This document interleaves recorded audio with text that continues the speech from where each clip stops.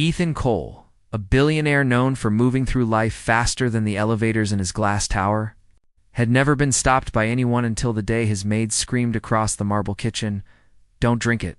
The sound froze him. The glass of lemon water hovered inches from his lips. His eyes snapped toward Maria, the quiet maid who'd worked in his penthouse for barely 2 weeks. She wasn't the type to raise her voice, but today her face had drained of color as if she'd seen a ghost.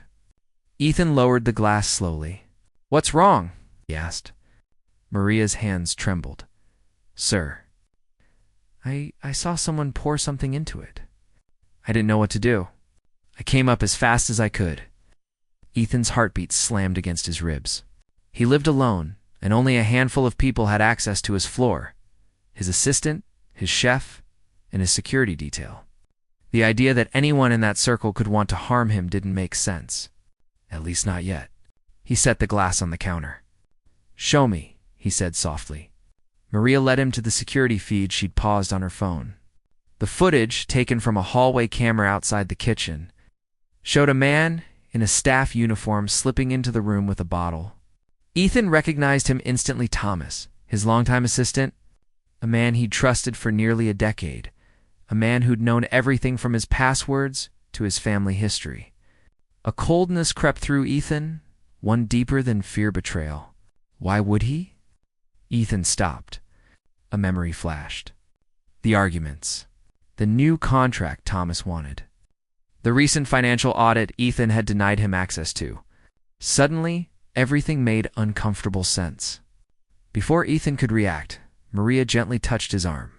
"Sir, before you do anything, please breathe." Such a simple thing, kindness, spoken with the steadiness he didn't feel. He looked at her and realized she wasn't just frightened for him.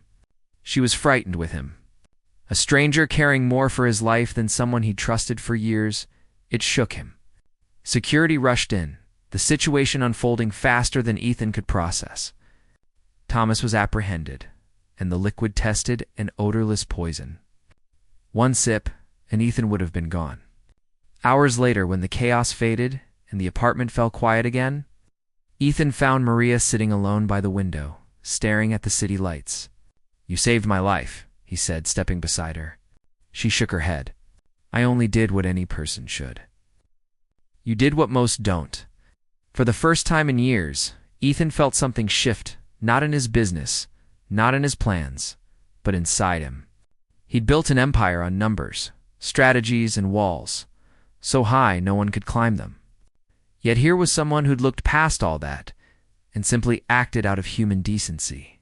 He offered her a seat at the dining table not as an employer, but as someone who finally recognized the value of the people around him. And as they talked into the quiet of the night, Ethan realized something he'd forgotten long ago. Sometimes the people who enter your life quietly are the ones who end up saving it in ways you never expect. "You said